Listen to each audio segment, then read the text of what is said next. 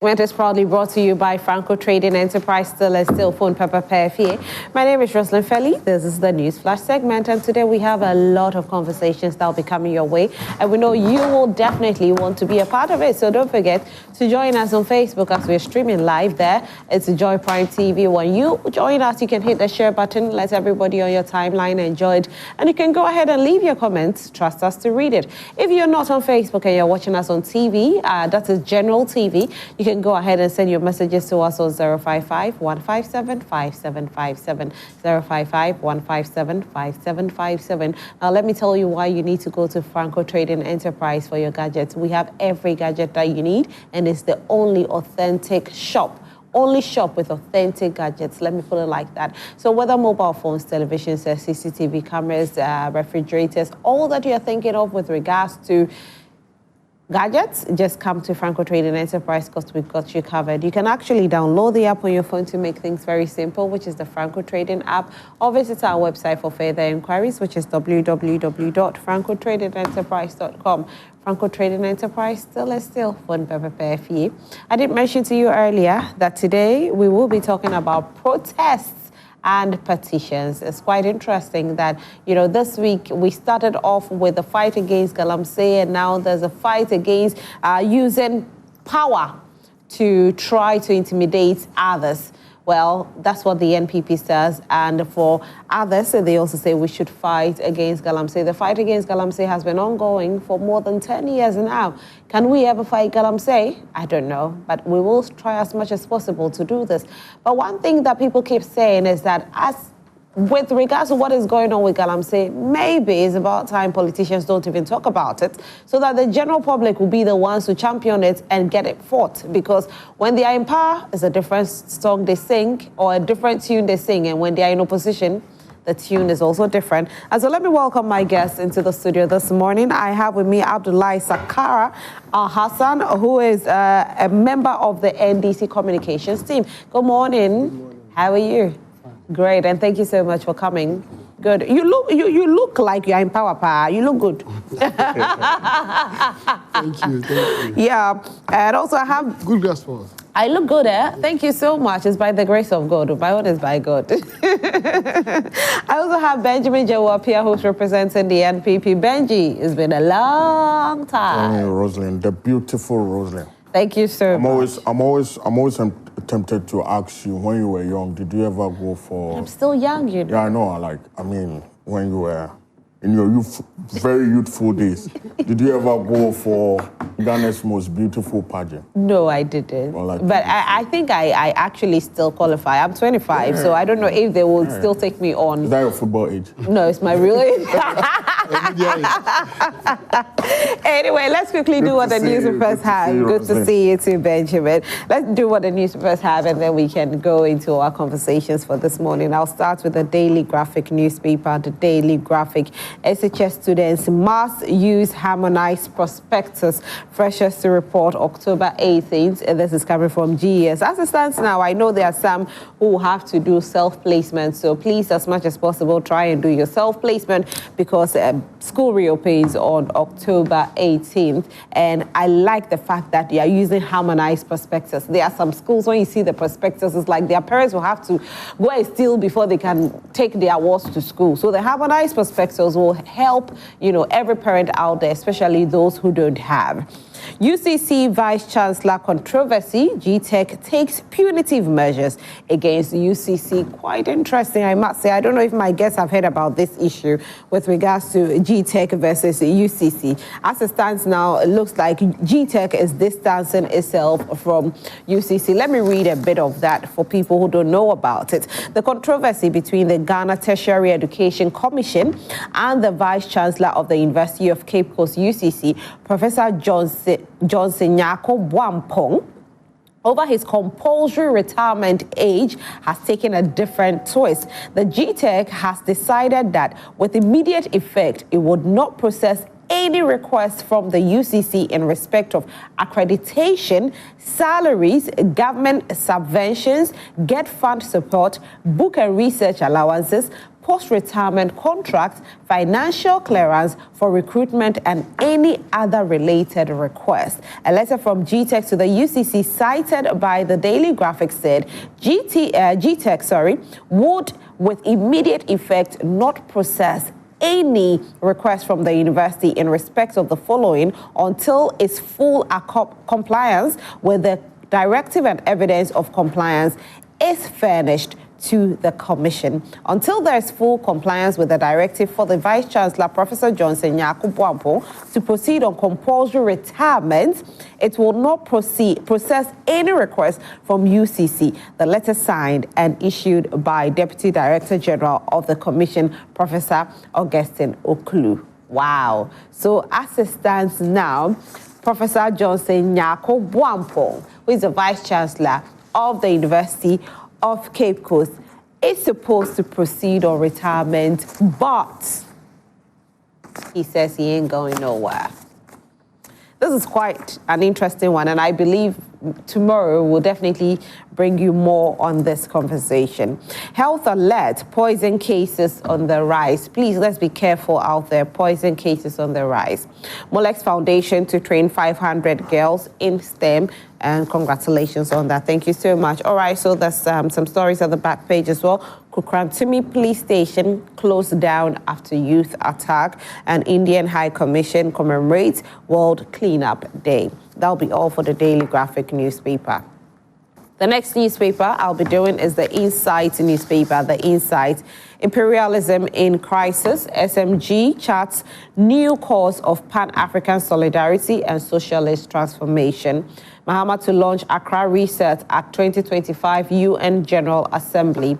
Medina women entrepreneurs receive 500,000 Ghana cedis boost from Julius Debra. Ghana Trade Fair's third Osagifo Made in Ghana Fair champions economic independence for Ghanaians through local enterprise. I'm interested in the Ghana Trade Fair. Let me see what we have here.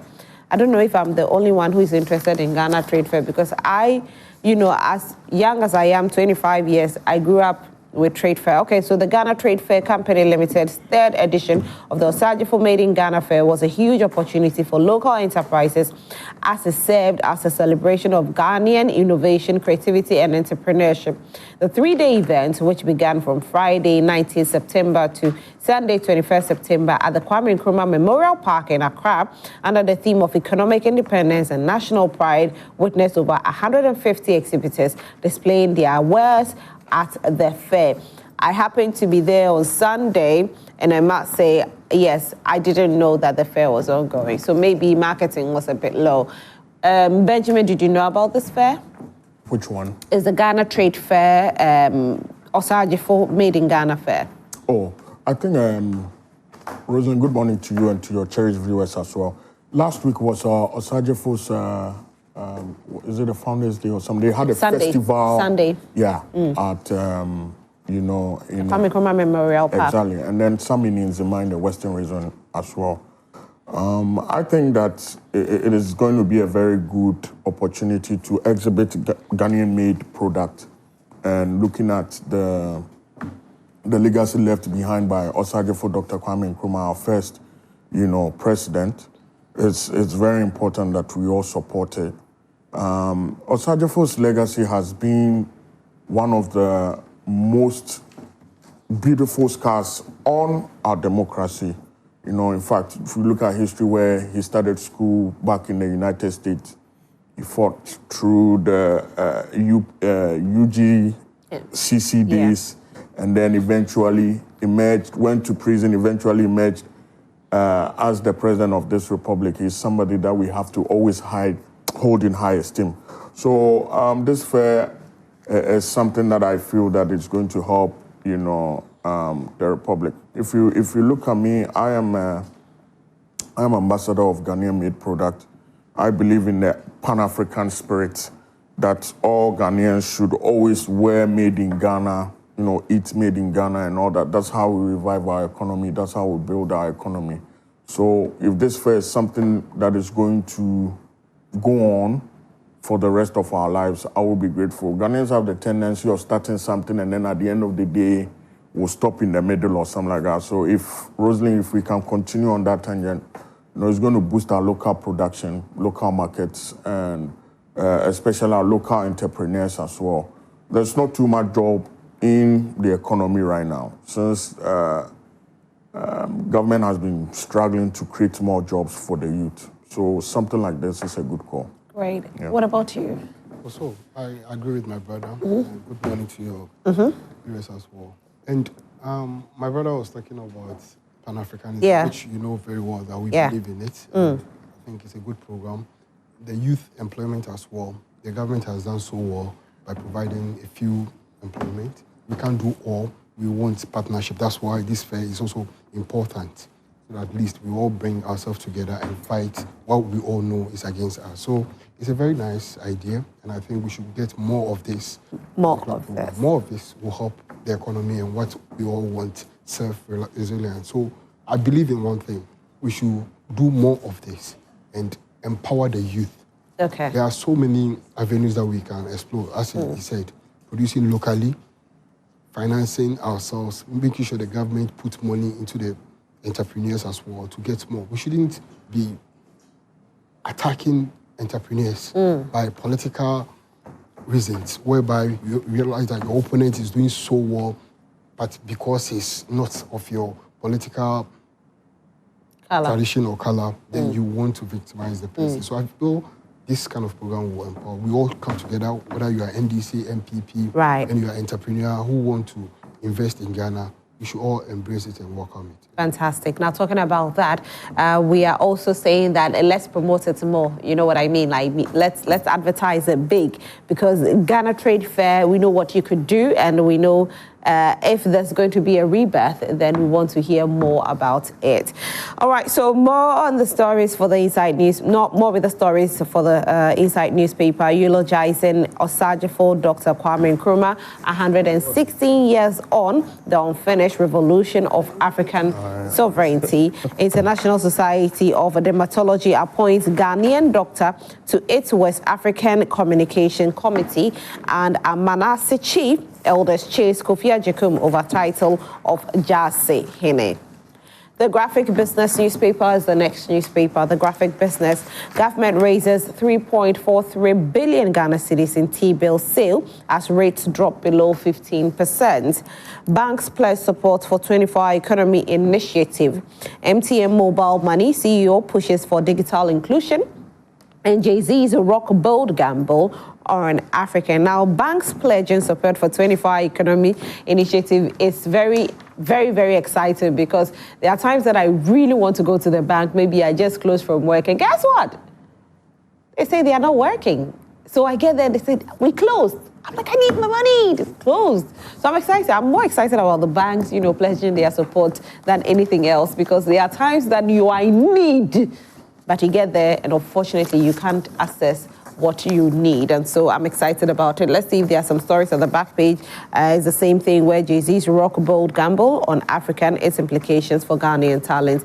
That'll be it for the Graphic Business newspaper. The final newspaper is a Chronicle newspaper.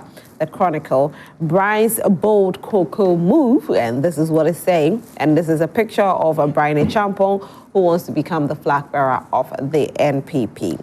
Kufuor warns NPP intra-party rivalry can cost 2028 a victory.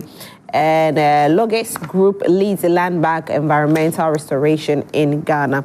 That'll be it for the Chronicle newspaper, but they do something that I love and I always read it, and that is the Bible verse. So today we are taking it from Ecclesiastes chapter 10 verse 10. If the axe is dull and one does not sharpen its edge, then one must exert more strength. However, the advantage of wisdom is that it brings success. All right, so that'll be it for the Chronicle newspaper. And Nana Yalsapong has also joined us this morning. Good morning, Nana. Good morning. How are you? Good. Hey, what's your bro in your shirt? Your shirt is nice. You're looking nice. I was just about saying, sir, and then the Captain Van is here. With gold plated buttons. You're looking good. Thank you very much, Nana. You look good too. Thank you. Are you going to join the NPP for the demonstration? With demonstration? The NPP is embarking on a demonstration this morning, and I'll give you... Okay, so let me give you the theme itself for their demonstration, just in case you haven't heard about it. It says, March, yes, the NPP, March Against State-Sponsored Harassment and Abuse of Power. It's a march against state-sponsored harassment and abuse of power. Okay, so good morning, and then good morning to my colleagues. They are... Hey, what's that? So I'm just enjoying how he's flipping through, refusing to look at me. He's refusing to look at you because he's one of the champions of this march. No, and for that reason, I would want to just pose a few questions. Once he's here. Okay. Does he endorse the insult of the Archbishop Duncan Williams as a Christian? The man who led the establishment of charismatism in Ghana. You cannot talk about the history of Christianity in Ghana and in Africa without the Archbishop. Does he endorse that? We should stop being hypocrites.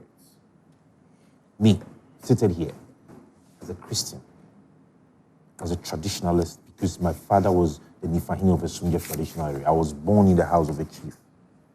I grew up in the house of one of the chief imams in Tamale. My Bible says that honor your father and your mother, and your days on earth shall be long. Longevity. I will not sit here and hypocritically say in any day that I will join such an uncalled for demonstration. People sit on the internet, spew words that I cannot repeat, unprintable words. Men and women of this country who have lived their lives, who have sacrificed their blood for this country. And just because you have access to cheap data and microphone, just because you think that you are the only one that has red saliva in your mouth, you sit and insult people, and you think that we should go and demonstrate. Which one is harassment? When they were seated on the social media, insulting these men and women, was that not harassment?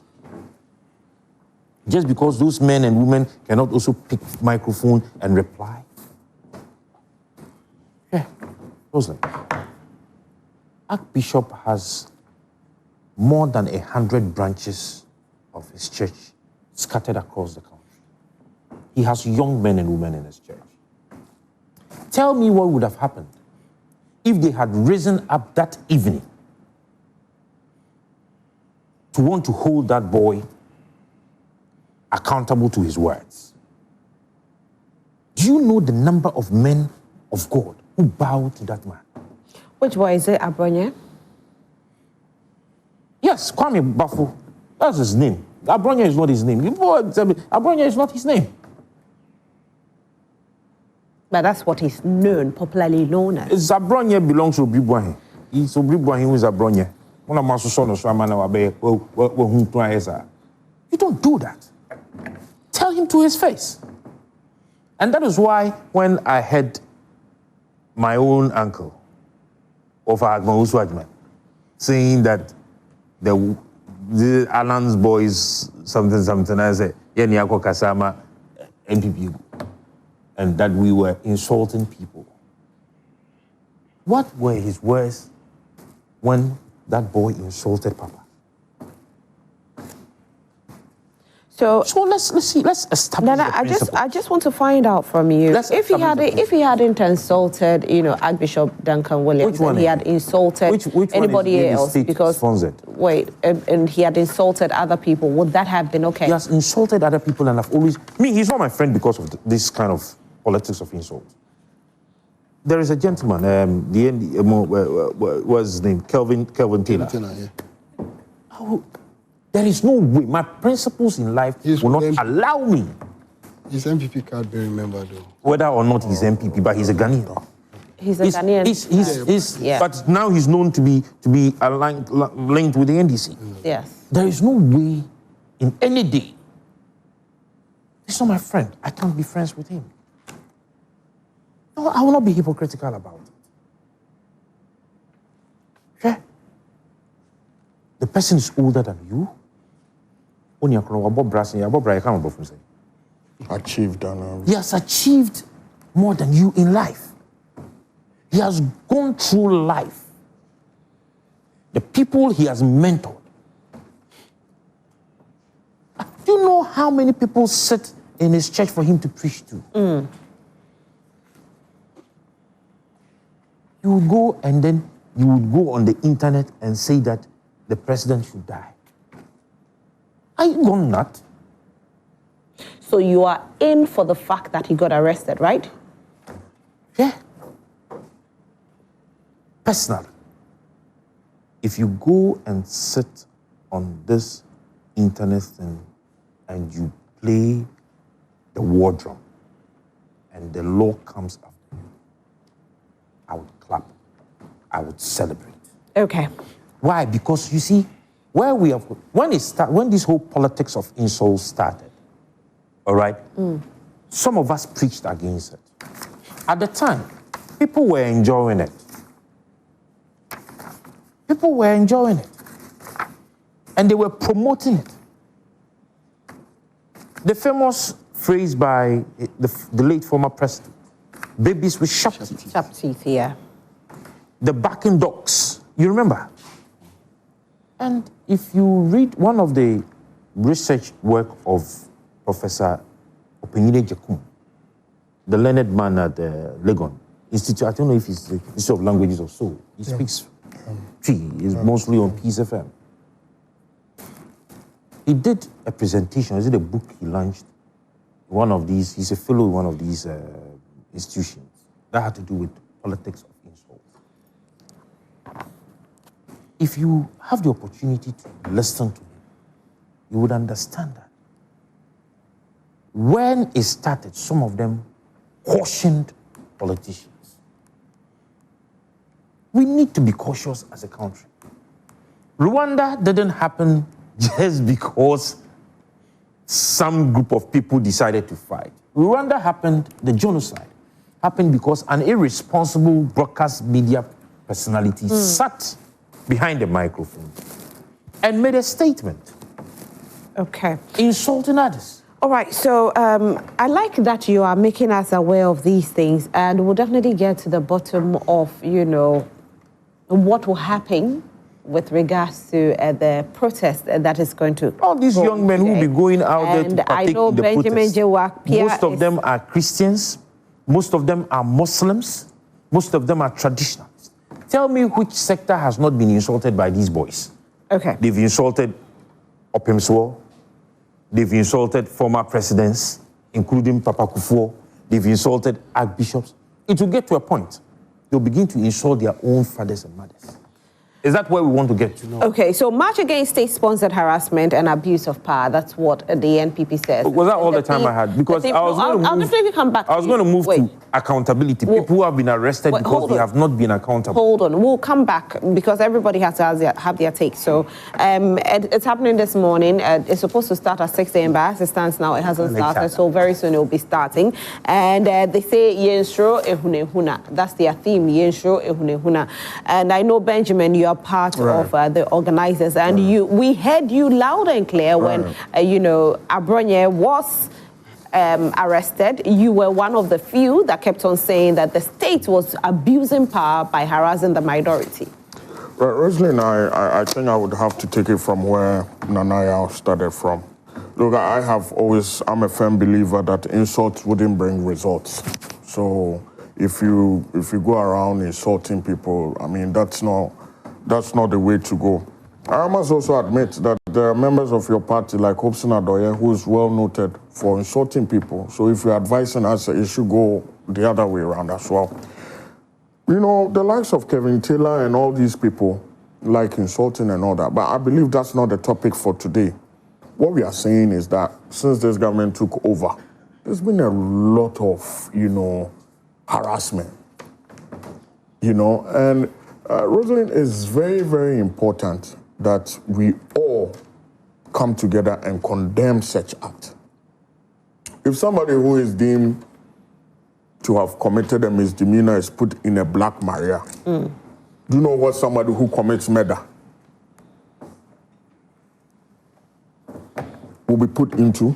I mean, so I want us to come clear with some of the things that is going on right now. Since the inception of this government, there's been so much insecurity in this country. If you go on TikTok, you go on social media, people are complaining of kidnappings. People are complaining of murder, you know, assassinations and a whole lot. Look, I believe that it is very important that we all must learn the tricks of power. Just like the minority leader said, it's like an ice block. The moment you hold it, it starts to melt.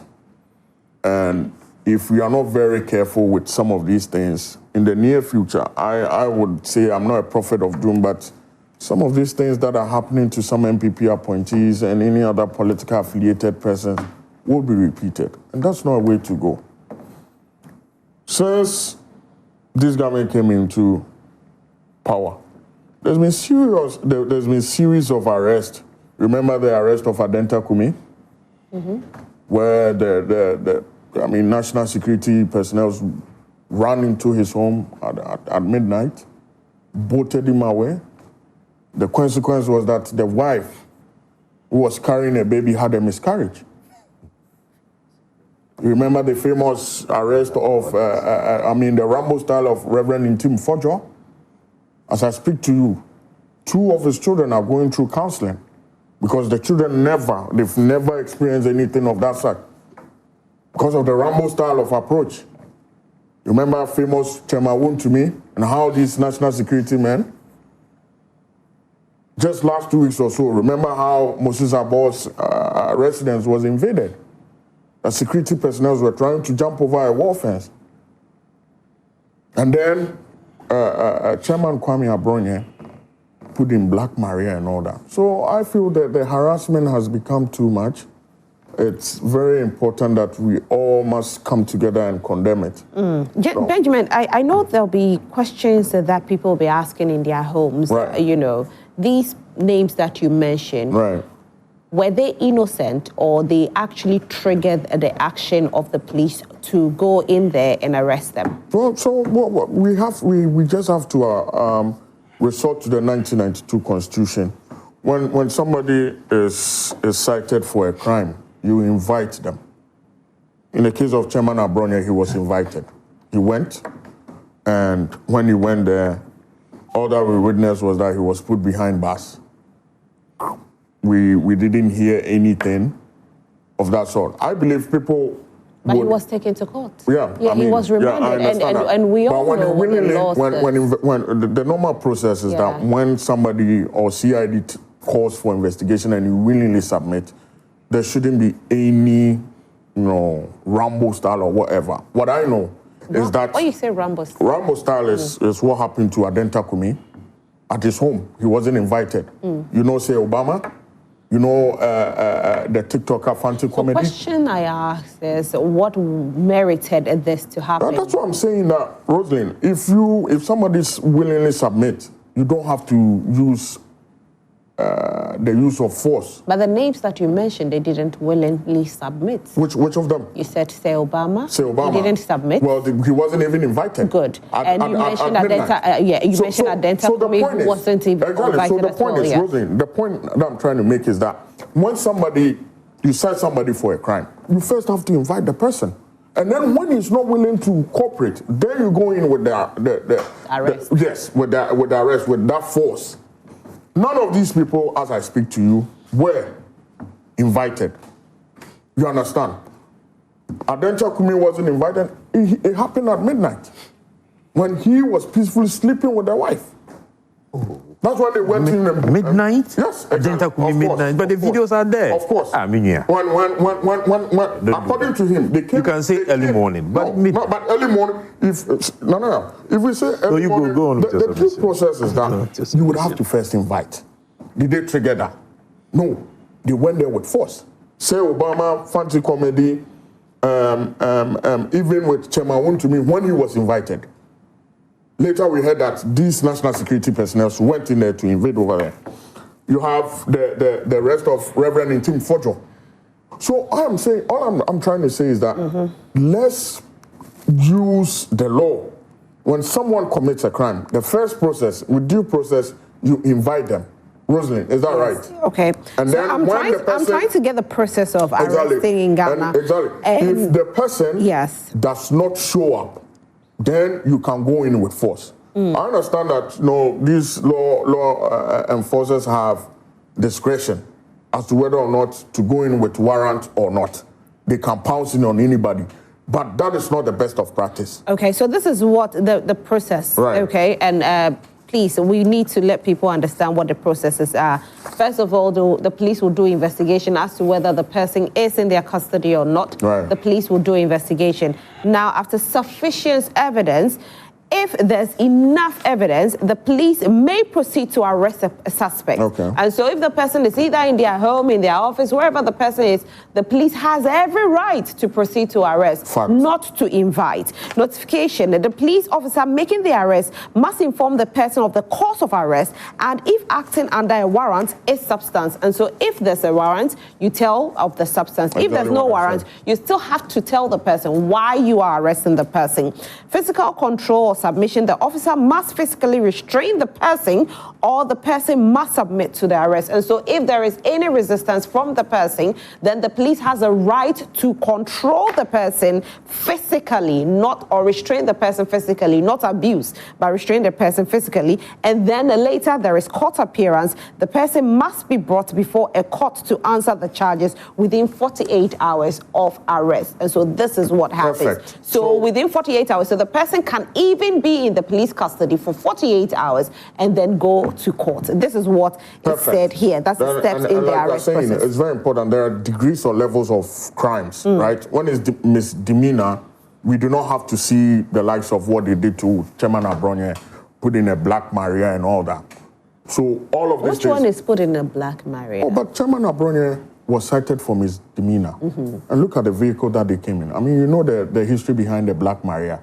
I mean, the Black Maria has a history of, those that have committed a level of atrocity for murder and all that, because we believe that they are highly dangerous people. That's why you put somebody in there. But Chairman Abronye, we all know, very dangerous. He's not. I'm telling you. Okay. He's not. Please, your time will come. For the survival of our youth. 1 minute so that I can move to... For the survival of our youth. I feel... 1 minute and then I can move to I feel you may disagree with me, or you may probably not like Chairman Abronye, but I would say he's not more dangerous than your own party member, Hobson Adoye. We will come to that, and I will deal with that matter. So I am saying that the use of brutal force in arresting people must come to a stop. But when I read this to you, I just wanted to find out from you if there's brutal, because on all the names that were mentioned, you mentioned Sir Obama, right? What was his crime? We have to attach that. Okay, what was his crime? Exactly. I up to now, I do not even know. You don't know what they said he circulated a video. Okay. And that video had a security implication on the public. Okay. Is that treasonable? Okay. That you go there, you pounce and broke. I mean, they broke into his house. The doors were broken down. Did he resist arrest? No, I mean he didn't. Okay. So that's something. But you and I were not there. But he didn't resist arrest. That's what he doesn't even have the strength. Fantastic. Fancy comedy. Yes. Look at Adenta Kumi. Did he resist arrest? I'm asking about fancy comedy. What was his crime? He hosted a program, and somebody came on the platform and said something very unsavory. And the next minute we see him in that manner. Adenta Kumi, Reverend Intim Fojo. Adenta Kumi to what? Adenta Kumi went to, he actually recorded a judge having a meeting with somebody. Meeting? Of course. Or what? Yes, that was a meeting. Anyway, we'll define them. You've mentioned the names, so we'll define them. I'm trying to say that these things I have, if you want, I can give you a copy. And that is why Nanaya was saying I have a lot of documents here. We'll interrogate all of them. It has dates here on the day of arrest and exactly what they were cited for. Okay. I am trying to say, Rosalind, in the near future, if this thing is not taken care of, in the near future, you wouldn't like the way we go for Honorable, remember me that, Honorable Abdullahi. I am telling you, even President Mahama, on his peaceful retirement, if we go in there and we find out that he committed crimes whilst he was president, I can promise you that he'll be put in Black Maria. So I am telling you that at the end of the day, let's barricade this thing. So if you find that he committed crimes, yes, it means that you are saying that these persons have committed crimes. No, but I'm saying that sometimes the level or the degree of the crime. Because they are politicians, we should not go after them because they are politicians. I'm saying that, are they above the law because they are politicians? I'm saying that political prosecution is something that is happening right now under this government. And if care is not taken, if we do not stop it, when the NPP comes back in power, these things will happen again. And it goes in that cycle. All right. You've seen some of these things.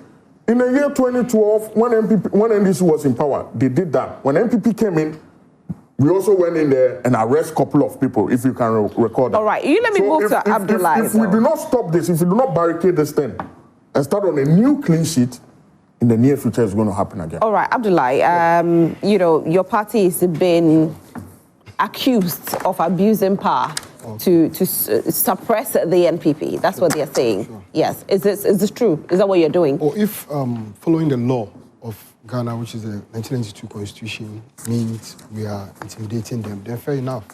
What we are doing is that we are using the law, and I think we should be guided with the hypocrisy that we all display. And then now, Ado Dankwa, which is our president, former president, journalists were beaten. And, you know, people who were protesting as well were beaten, were shot. In Ghana here, people were harassed. Look, he was mentioning name. We have Bulldog. What did they do to him? We have Captain Smart, your own colleague. We have a woman, Salamat Mohammed. What was her crime? She's from Tamale. What was her crime? Her crime was she used to buy a pot for 600 cedis. And all of a sudden, with their mismanagement, it's rise up to 1,200. And all the plea was, President Anado, what should we do to you? Those are her weight.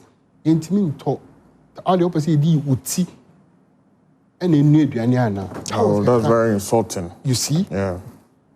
And you went after her. You dealt with her.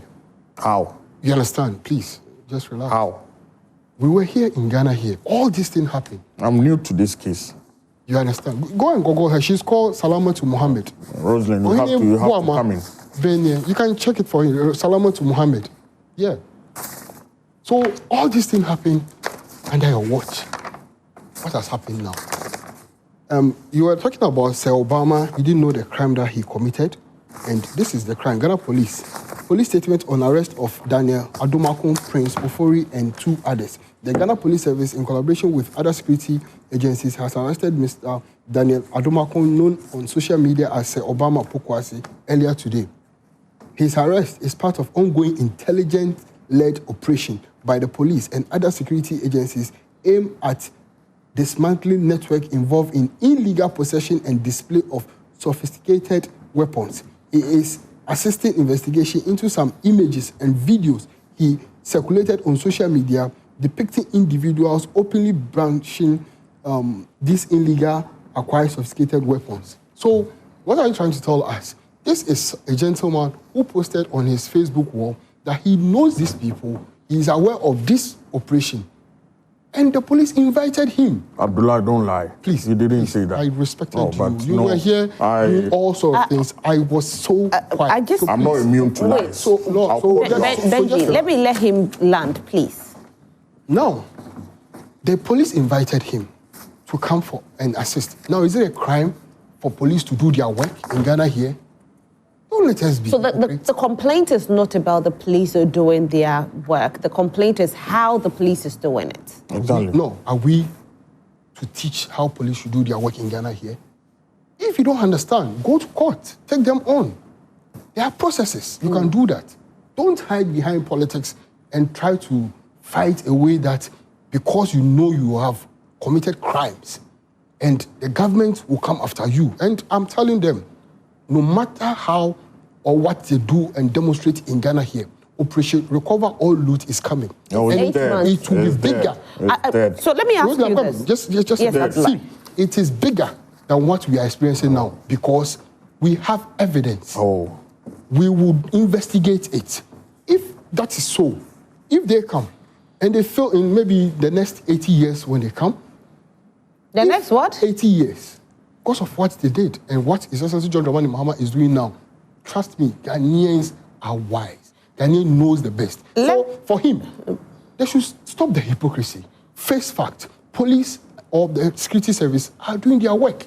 If they don't understand, there are so many ways to deal with it. We are focused in making sure that we protect the law, we protect the 1992 Constitution, and we will work according to that. Abdullahi, when you started your submission, you gave examples of what happened during their regime. Sure. Now, in 2024, there were a group that they embarked on a demonstration against Galamsey. Sure. And what happened was that they were arrested, put behind bars. Sure. They were denied bail. Everybody was calling on the government to release them. Nobody actually really criticized the police. Today, you are sitting here and saying that, should we teach the police how to do the job? If yesterday it was wrong, today it's equally wrong as well. Okay. If it was right yesterday, it is right today. Come to think of it, Brigadier Afoko. You called them out that it was wrong. So why are you not calling the police out that they are wrong in what you're doing? Brigadier Afoko was granted bail by court. What happened? Later on, he was denying bail for 8 years. 8 years he was denying bail. Imagine, those that they are calling out now were denying bail for the next 8 years. What would they say? Look, they did worse. We are not repeating their mistakes, and we will never repeat their mistake. We are going according to the law. If they don't have anything to say, they should just sit back. They can do any demonstration, because as of now, I know by now, they will do almost 88 demonstrations. So it is up to them to start doing it, because every constituency that they have, they will do demonstration there. So they should do that. That will keep them in a position for the next 80 years. The future is pregnant. We don't have a problem with that. The future is pregnant. All we know is that we are accountable to Ghanaians. We will make sure we upheld the law, and we will not do anything to intimidate them. The law will always be the law, and that is it. But this style of arrest is causing a little bit of insecurity, where we are now hearing the MPP say that if they should come back to power, they will do worse, twice what you're doing. And so the future is not as good as it should be for Ghanaians, because what people are now scared. Sure. Who is? Are you scared? I'm not a politician. No, we are not attacking politicians, are we? They are talking about individuals. No, but the statement from them is more, we will do to the NDC. NDC is doing to us. No, we don't have a problem with that. Okay. Honestly, they can do whatever they want to do. That is only if we don't manage the economy and don't manage Ghana well. Hence, they will have that opportunity. But with what we are doing, with what we intend doing, they can't get access to governance again, because they mismanage the economy woefully. So for me, they should continue tackling themselves and doing all sort of protests that they want to do. It is their right, and we will allow them to do it. But they should be factual, and they should respect the law. Don't sit on social media and abuse it. Okay. Use social media for a meaningful prospect or meaningful things for yourself. Don't abuse social media. If you abuse it, we will come after you. That is the law. Nana, the NPP says that the state is using state institutions like Yoko, the police, the judiciary to intimidate them.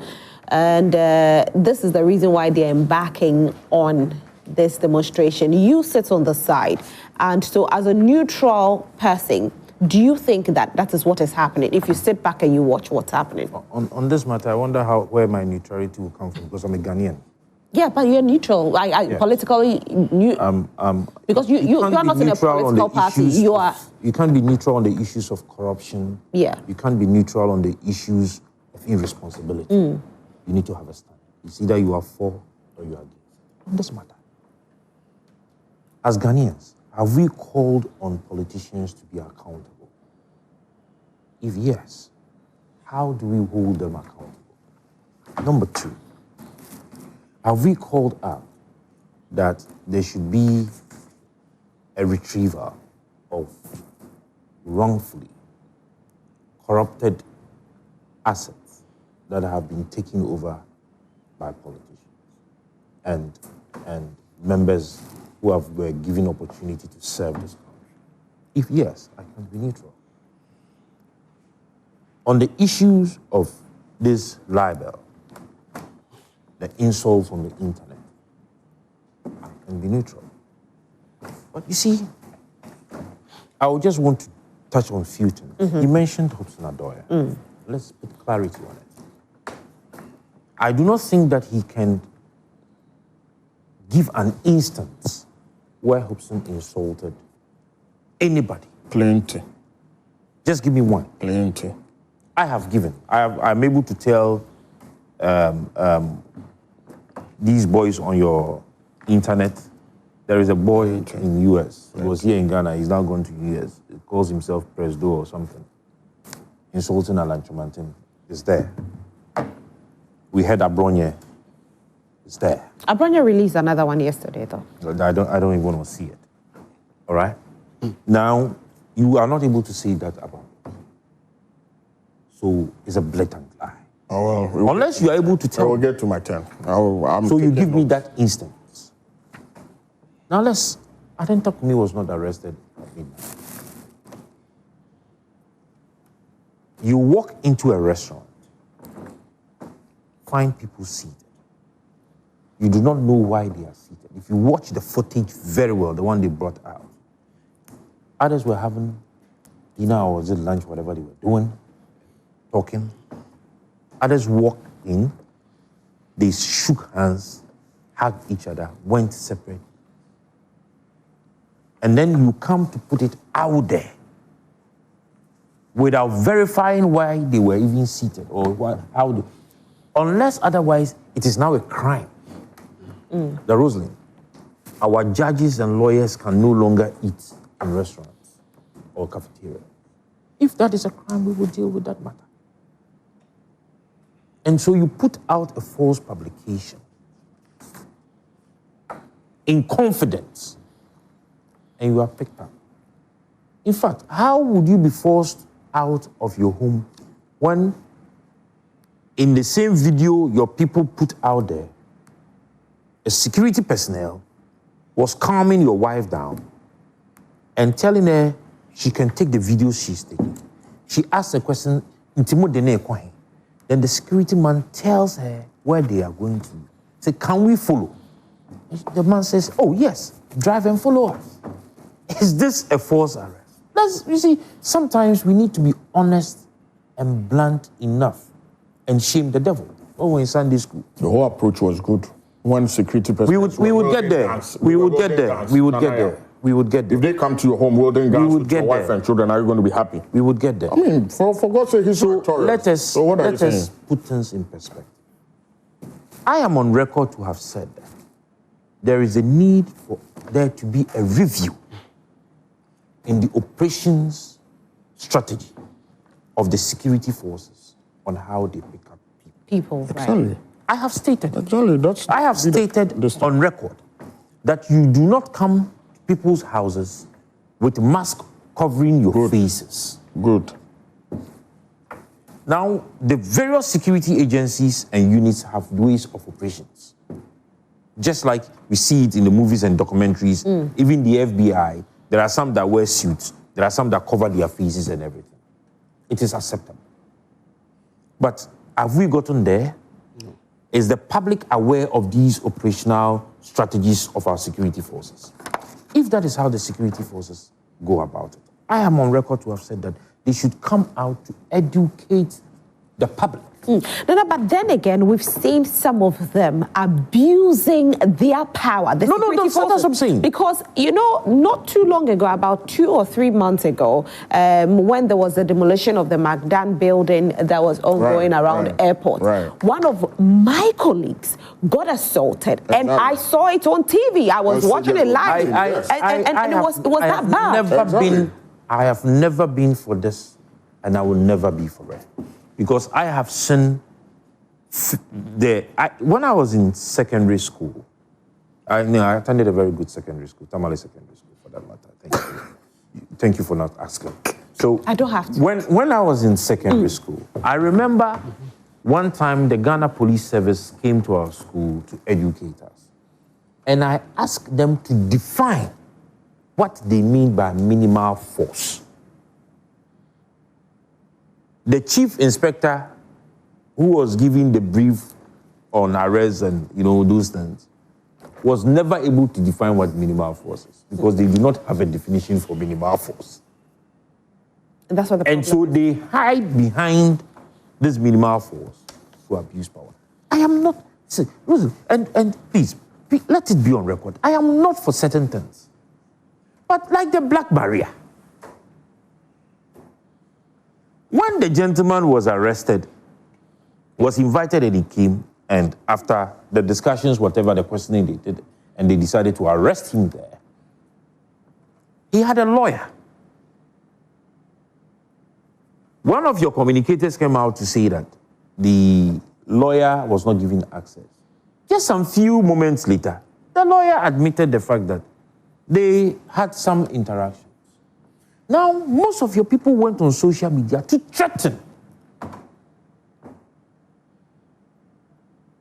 And the police had to take precaution.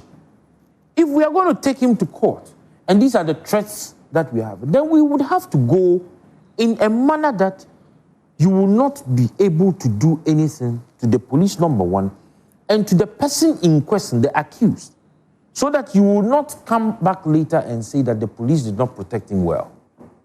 So they decided to put him in a black barrier. And in fact, you see... Is that what the police said? The judge... Wait, is that what the police said? That is what it is. No, wait. I don't know what it... But Nana, you're saying it as though you were there when they made a decision. That's why I like Rosalind. She'll call you out. Number one. Call you out. Did you hear the threat that they would go there and do certain things? It was led... These things were led by your youth organizer. Did he make such threats? They were made. The police have a duty to protect. I understand you, but when you say that is the reason why they put him in Number the two, barrier, it is as end? though you knew... Number two, before his arrest, he had actually written to embassies seeking asylum. Onya Obegami. How? Somebody who is seeking asylum. If you seek asylum, does it mean you want to run away? You are running for protection. Who was threatening his life? Who was threatening his life? Who was threatening his life? Let me come in. Let me come in. Wait, hold on. So when you seek asylum, it doesn't mean you are running away. Exactly. You want to seek protection. You want to seek protection. So seeking asylum. You are running away. Seeking asylum. Thank you very much. Maybe I want to move and you protect me, but it doesn't necessarily against what? Protect him from what? So protect him from what? On his phone. Who is going to kill him? What is his contribution to the democratic and economic growth of Ghana that somebody would threaten him? What are you talking about? Hold on. What are you talking about? Killings and on this street in 8 months. None of us know the reason why he seeked asylum. But he stated it. He stated it in his letter. He published his own letter. He said he was seeking for protection. I was Nana, please. So if he's seeking the asylum because he was receiving some death threats, that's because he says, I am receiving them. And so I'm seeking asylum. And everybody is entitled to that. As to whether you be granted the asylum, nobody knows. Because they will definitely investigate to know whether you deserve the asylum or not. So you can, as I said here, I can decide to apply and seek asylum. Thank you very much. But they will investigate. No, that's what I'm saying. I can decide. You state the reason. Hold on. You state the reason. If you don't have faith in the security personnel, not everybody. You can seek asylum. Benjamin. If you don't have faith in the security institutions, you can't seek. Benjamin, hold on. I can go ahead and seek asylum if I feel that I am not safe. Thank you very much. But it is up to where I'm seeking asylum to investigate and say, yes, you deserve it, and so we will protect you or not. You understand? So maybe to him, he wasn't safe, and that's why he seeked it. You went to threaten the security of the state without any instigation. How did he threaten it? You insulted the IGP, who is the lead of our internal security, the national security, without no provocation, without any provocation.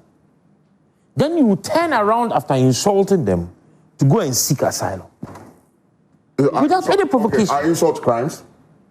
Hold on, please. I want to know. Without any provocation. Nobody had threatened your life. Nobody had come after you. Nobody had even invited you. You went to attack them.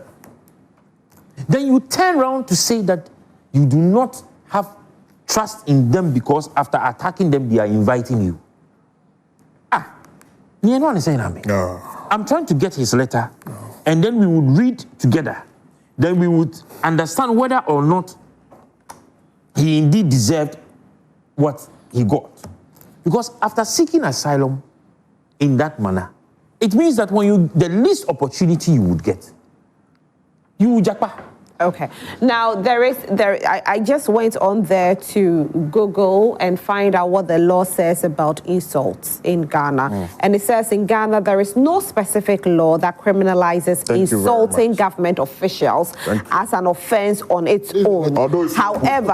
However, certain laws can be used to prosecute people if the insult is deemed to cross the line into defamation, incitement, offensive conduct, or false publication. And so when we look at the 1992 Constitution, freedom of speech, Article 21(1)(a), it says all persons shall have the right to freedom of speech and expression, which shall include freedom of press and other media. And also it says, with a red sign saying, but this freedom is not absolute. No. Rosalind, you can be a UEFA referee. It's not absolute. This is fairness. Okay. Now let me read this letter. What is fairness? This is fairness. Please, 1 minute so that I move. In his words, there were threats. In his insults, there were threats. Now, if you read Act 29 of 1960, the Criminal Code of Ghana, read Section 226, read Section 17, come down and read 112, and you would understand. Okay. Read them the letter. We want the letter. Let me read the letter. Okay. We want the letter. That's formal requests for political asylum and security protection. This letter was dated 5th September 2025. After all the videos, after insulting the Archbishop, who has a whole army behind him, his church behind him, over 100 and something churches, youth, after insulting a father of a family, then you come and tell me that his family members are after you. He says that formal requests for political asylum and security protection. I, Kwame Bafua Bronye, a Ghanaian politician and current regional chairman of the New Patriotic Party in the Bono region of Ghana, respectfully submit this formal application for political asylum and security protection from now to the period when my application will be assessed and granted by any of the countries I have applied to as attached below. I have attached all relevant documents establishing my Ghanaian citizenship. Grounds for seeking asylum. Let's go. My request is based on consistent, escalating political persecution. Good. Threats to my life and systematic abuse of state security powers by the current government of Ghana. Good. The key grounds are unlawful arrest and detention. That should be sufficient. This should be sufficient. Number one. For seeking asylum, before sufficient. Hold on. We are just a minute. I need just to move a minute. Yes, to we'll move time. On. Now, did the security go after him before he started attacking very top senior officials in this country? And I use Archbishop as an example. He has over 100 churches. Look at his membership and the youth in his church. Nana, is it the insult or is the threat? Because you see, the insult and the threats, they are both. Both. Okay. All right. After doing this to this man, who has thousands of young men, and if you read security and defense very well, issues that have always triggered conflict, religion, tribalism and ethnicity, and politics. Sure. Then you insult the spiritual leader of one of the biggest churches in Ghana. No, you have condemned this you would want to feel safe in that country. No, you can't condemned it enough. I mean, and then you go on the back of it to go and seek protection. From who? That was not the when you were threatening people. Or what? Okay. Thank you so much, Nana. Let me go to Benjamin. Benjamin, but who even you know, as it stands now, let's go to the legal aspect of it. You know, have you made any official complaint to either the judiciary, to Shraj, you know, to Parliament about what is happening? Look, Rosalind, there's a serious... Ghana is at crossroads. One, there is a galamsey on our environment and our water bodies. And two, there is also judicial galamsey going on, which seeks to bury the soul of our democracy. Judicial galamsey? I'm telling you, this is... Look, if you look at the judgment from Abronye's case that came, and everybody ridiculed it, that for the very first time, the likes of Mugabe and Idi Amin's quotation were cited in judgment. Look, before that, the judge who sat on the case, we had heard rumors that his name popped up in those that were going to be promoted to the High Court. And so therefore, the judge, we can clearly say that he denied Abronye bail on misdemeanor based on the fact that he was doing the bidding of the government. We cannot do that. No. Was that misdemeanor? No, misdemeanor, you can... who told you misdemeanor, you cannot be denying bail? Every offense is bailable. Yes. Including murder. And that lies in the bosom of the judge. That's not a problem. That is not a problem. Now, what I'm trying to say is that in quest for fairness in this our whole society, there's been a lot of complaints coming at the backside of other political opponents when we have seen a lot of persecution. Look, if the persecution. I'm coming. If the judiciary has any will and power to help in fairness, in aiding fairness in our society, I believe that it is very, very important that they act independent. The other time when I came here, I told you that the executive is sleeping with the legislature and has ended up raping the judiciary. And that is a fact. Why do I say that? Since when? I mean, when I was here the other time. Thank you. I'm just asking, since when? It's very important. Look at all the cases that we... She's asking since when? I do not have to make a prejudicial comment.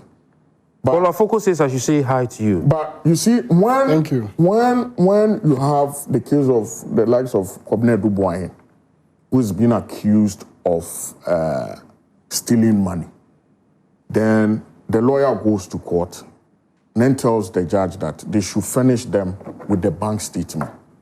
Now, when the bank statement came, if they were about 300 pages, you realize that about 100 pages were out. And then the judge cites, the lawyer cites that we need those 100 pages. Only for the judge to rule that, we don't need it. So when we do something like that in courts, it then becomes an albatross on our neck. Benjamin, you see, when it comes to the court, the way they operate is different from how we operate. I understand that. Because you see, in the court of law, I understand that. Majority, if they have majority of the papers, the minority doesn't count. I understand that. And so if you are using that as an example... I understand that. And why do I say there's a judicial galamsey? Look at the way and manner they removed the Chief Justice. Are you happy? That was petition from individuals, citizens. Happy? No, but this is petition from citizens. I am telling you, are you happy? Was Article 146 breached? Did you hear Sophia Akufo, the former Chief Justice? Which Sophia Akufo? The former Chief Justice. Okay. Have you heard... what did she say? What did she say? She said that she doesn't... She's a council of state right now. Did she say it was against the law was breached, or she said that the law was breached? Yes, she never said that. She never said that. Let's clear it. You see, She never said that. She gave her opinion. Benjamin, Her opinion was was that... was against. Gentlemen. She was categoric. That No law was... she never said the law was breached. No. What she said was that it is a precedent we have set that could affect us, but she didn't say we breached the law. You know what? So was the law breached? Musbao is on the ground here. Let's cross over to Musbao and let's see exactly what is happening, and then we'll come back into the studio and talk. Black Maria. Because as it stands now, the NPP, they are gathering to embark on this march. But you are in white. Are you going to change? As it stands now, they are not too happy about how government is treating them. I wish you guys demonstrated when Gregory Afuku was denied bail by a court. Exactly. Please hold on for me, gentlemen. Not by a court, but by the police. Your sound is on now. Sorry. So Musbao is ready. Musbao can actually tell us exactly what is happening on grounds right now.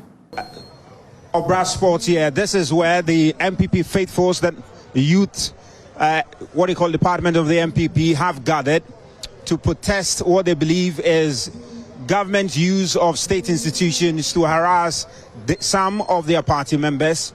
Of course, the very incident that prompted this protest had to do with the arrest of the Bono Regional Chairman, Abronya DC. And following that, the National Youth Organizer of the MPP, Salam Mustafa, decided that they are going to hit the streets today to protest what they believe is the use of state institutions to harass some of their party members. Of course, we know that the likes of Chairman Wuntumi and a few other party stalwarts have all, had issues with some state institutions like Yoko and the police, and they believe that all of this is intended to intimidate them. And that's why today's protest, they have targeted as Yen Suro Ahunahuna.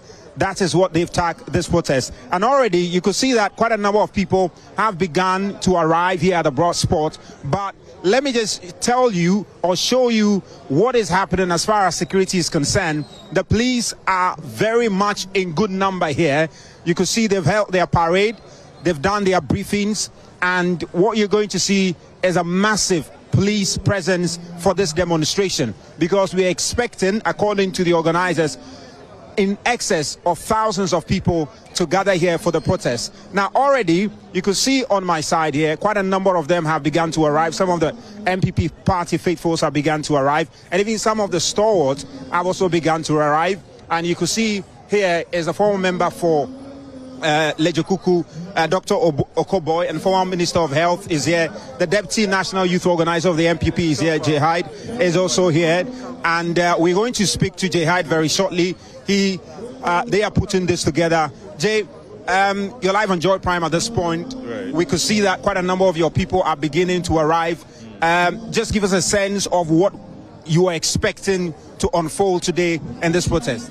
I mean, this is basically a youth demonstration against the recent attacks by the police in the name of the arresting people for passing comments, or concerns that ordinary civilians have shared. And again, this is a democratic republic. Any individual at all can share their concerns, and this should not in any way be seen as an attack on the government. I have never been aware, and did I ever thought that even students protesting on their campuses will have police going in there to go and attack them. But then, the foundation of this whole demonstration, as you are very much aware, is the recent attacks on our people. The likes of Sir Obama, the likes of Gordon Asaribidiakon, and many others who have stepped out there to raise concerns about issues about governance. In fact, today, even when you talk about Galamsey, the very things that this NDC government campaigned on, the very promises they gave to the Ghanaian people, today they have young people questioning them, they have young people demanding for answers, and the response we get from the government is to have people come and arrest us. How many people are expecting to come for this protest? Because at this point, it looks like at least 100 people have appeared here. Well, in no time, you saw the number of people that just moved in within a short period of time. In no time, we should expect that the whole place will be filled up. But the question is not even about the number of people we are counting on our fingers. The question is the impact and the symbolism of making sure that our voices were counted today.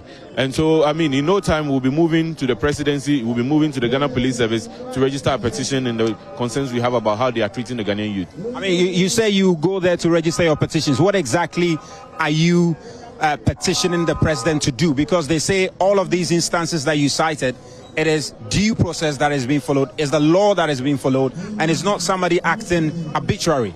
First of all, the right to free speech is guaranteed under Chapter 5 of our Constitution. Again, if you recognize that TikTokers are members of new media, it's a classification, and they are also enjoined under Article 172 of our Constitution, that you shall not censor media engagement. You cannot censor individuals and what they put out there. We are not saying that people should go out there and be, attacking elderly people and be insulting, but at least some rationality must prevail. The government that benefited from a Kevin Taylor communication attacking every relevant person in this country cannot today turn itself and say that young people who are expressing discontent about the way of our governance, we are going to use IP addresses to be tracking them. That is not the John Mahama government that we voted for. If indeed people's justification is that the NPP government did something untoward, that is why the Ghanaian people voted massively for the NDC. We expect results. We expect reasonability to prevail. We are going to a peaceful demonstration. We are going to the police headquarters to present a petition that you can invite us to your police head office. You can invite us to answer questions on concerns you have. But you cannot be barging into our rooms, breaking our doors just in the name of effecting our arrest when we are not running away from the law. So that is why we are here today. Quite a number of LPP stalwarts are also here. I mentioned that the former health minister, Dr. Okoboy, is also here. He is in his black outfit and his jeans and is ready to hit the street. Honorable, good to have you. Why are you here today joining the youth protest? Well, I think we are here because the most fundamental feature of a democracy is being attacked and is being threatened. And that fundamental feature is the freedom of speech. What we have to understand that in every society, not all of us have the same level of enlightenment, the same level of upbringing, and the same level of intelligence.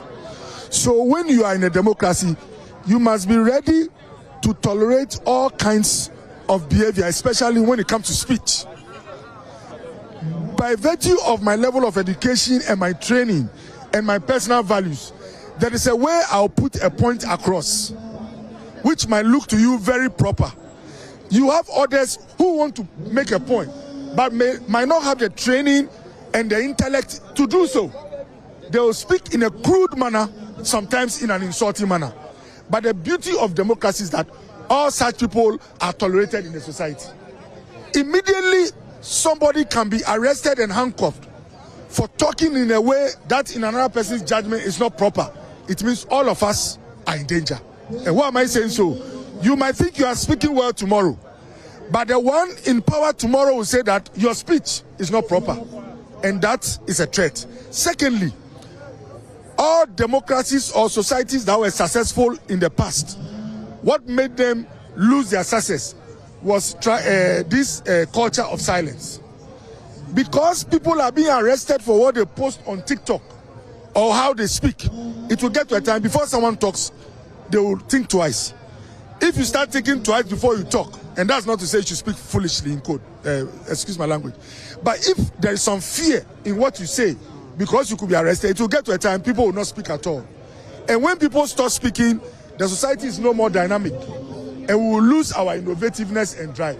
And so we are here for two reasons: to make sure that freedom of speech is protected, and secondly, to protest against the behavior of institutions like the police that is expected to be professional and expected to be neutral.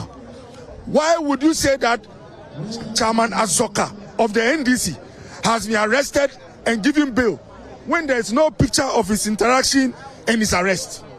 But when you get abroad here, you put him in handcuffs, take a picture, and it goes viral on NDC platforms. Why do you go to Sir Obama, an MPP activist, at 4 a.m., break through his door, enter his room, not that he has touched or harmed anybody, but because he posted a picture on Facebook? I mean, these are dangerous precedents. Let's all be honest. If anybody told you that NDC under President John Dramani Mahama will do this, would you believe it? Look at the nature of President John Dramani Mahama. On the outside, very calm, very tolerant, yet under him, look at what is happening. So say the law is what is working. The law is what is working. They spoke, and the things they said some were defamatory, some were threats to public peace, and all of that is captured in the law. And the law speaks to the fact that they contravene the law and they are being, taken through the due process. The most dangerous undertaking that can take place in a society is injustice, which is wearing the dress of the law. It is the most cruel activity that can happen, where someone targets you because you are with multimedia, comes to arrest you because you wrote something that he says will breach public peace, puts you in handcuffs, and when they ask, he will tell you it's the law. They can say it's the law today, but when it gets to you, you know that it is the personal agenda of people to persecute others. Nobody is saying that we should be unlawful. But let me make this point, which was made by a journalist very forcefully. All of you, it is in your interest, even as journalists, to support this point. He said, let a citizen speak anyhow. If you think there's something wrong, take him through civil prosecution. Take him to court. Sue him for civil, libel, defamation. The mere presence of hiring a lawyer, it is a burden. The citizen realized that, hey, if you speak anyhow, you can go through some stress. But why should you put a man in Black Maria, my brother? A whole van for armed criminals. You have one person in a Black Maria with 5-7 policemen. When they ask you what he has done, he said the IGP is very incompetent. Can you imagine? Look, if these things go out there, very soon, if we are not careful, some of our leaders, they will not even be giving audience abroad. How can you say you are a civil community, you are a democracy-believing government, when you can put people in armed van for talking on air? So please, I think I agree with the journalist who said that any form of speech should be taken through civil procedure. Nobody should be treated as a criminal for what they write or how they speak. So please, if you take people through civil, let them have their day in court. If the judge says that, look, the way you spoke, you threaten others, pay 20,000, then they will know that there is a price to pay for speaking anyhow. But nobody should go to, can you imagine, a man is sleeping in his Sawam, police custody, locked with criminals. When you ask what he has done, he didn't slap anybody, he didn't jump in a Kung Fu style like some people did to our Kumsi. All he did was that he spoke and said the IGP is incompetent. Let's even assume without admitting that the IGP is very competent and someone said he's incompetent. Is the solution to arrest the person? Sue the person in court. In fact, even the NDC people are saying that the judge who said some are more equal than others has how do you call it, misbehaved. Is that not the case? We are all equal before the law. Dr. Koboy, former minister, is not more important than a journalist or multimedia. Before God, we are equal. Before the law, we must be equal. I heard someone saying that we are only few. Sometimes the voice of one, if it is the truth and justified, can be louder than 1,000 people. That's right. We don't need 20,000 people here to let the world know that what they are doing is intimidation and harassment. Please, we wish this government well. We want this government to succeed so that all of us will be better off. But when you go after citizens, treat us in a very discriminatory manner, how can our soul and spirit pray for you? How can we be praying for you in our rooms when you are going after people who are known MPP? Azoka said openly that if he had met the minority leader, Afonyo Makis, there will be a by-election in his constituency. What happens before they do a by-election? It's death. Is that not it? This is a senior man in NDC. Have you heard any comment from President John Dramani Mahama? Have you heard any comment from the IGP? When pressure came on the police, they will issue a statement that we have arrested him and given bail. Where was the arrest? When was the arrest? Are you doubting that the police arrested him? You yourself, do you believe it? Yeah, I mean, they released a statement. It's a official statement from the police. When it is an MPP man, it's not only a statement. They share pictures with you of our people in handcuffs. Is that not so? So you were expecting a picture of Azoka in handcuffs? Let all men be treated fairly. The standard operating procedures of the police must apply to all.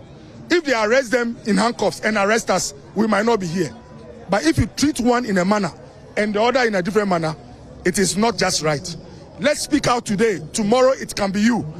If they arrest multimedia in this way, I'll come and join you to protest.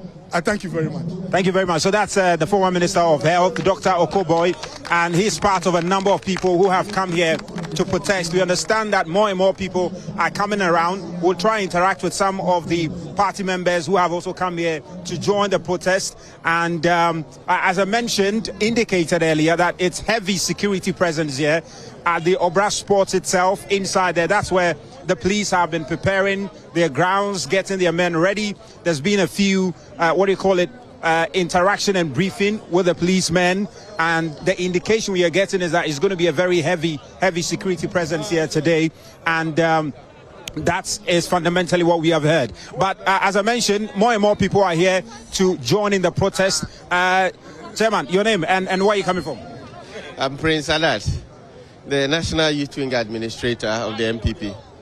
So, I mean, clearly at this point you have quite a number of young people who have turned up for the demonstration. What are you looking to achieve with this protest today?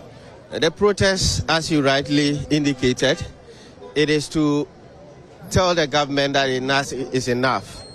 We have witnessed the harassment of party people, particularly targeted at MPP and people that are not in the ruling government. You can talk of the like of Chema Abronye, the TikTokers, Obama Opokwase, even music icons like Shatawali have been arrested and detained beyond the 48-hour stipulated by the Constitution. So part of this protest extends to the arrest of people like Shatawali. Exactly. We are talking about the injustice. It's not limited to MPP. Kofi Akpalu, the leader of the Freedom Party, was also arrested. Shatawali was in Yoku for almost 3 days. So it is not something that is limited to MPP. We are talking about the injustice and the government trying to silence dissenting voices. How many people are expecting to come here? Because already you're looking about 100 people that have turned out here.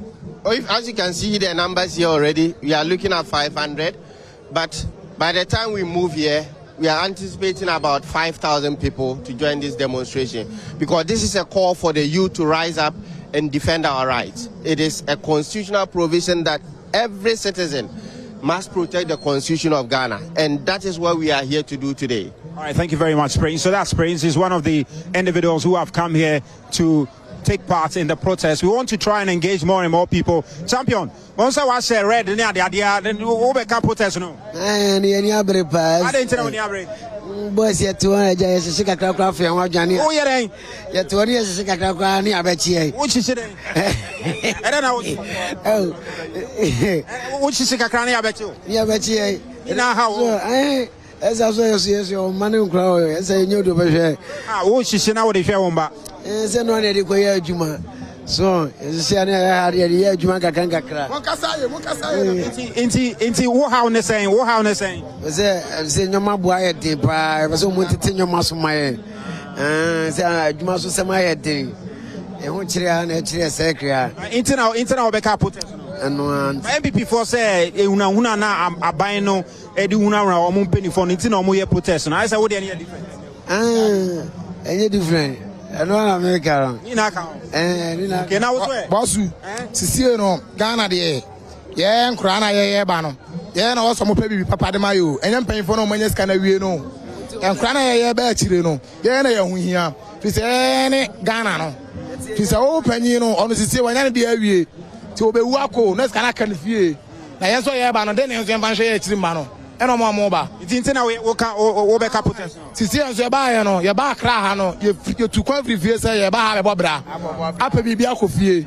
Now you buy it one thing. There be a dance over there by you for bar. No more Pamoye.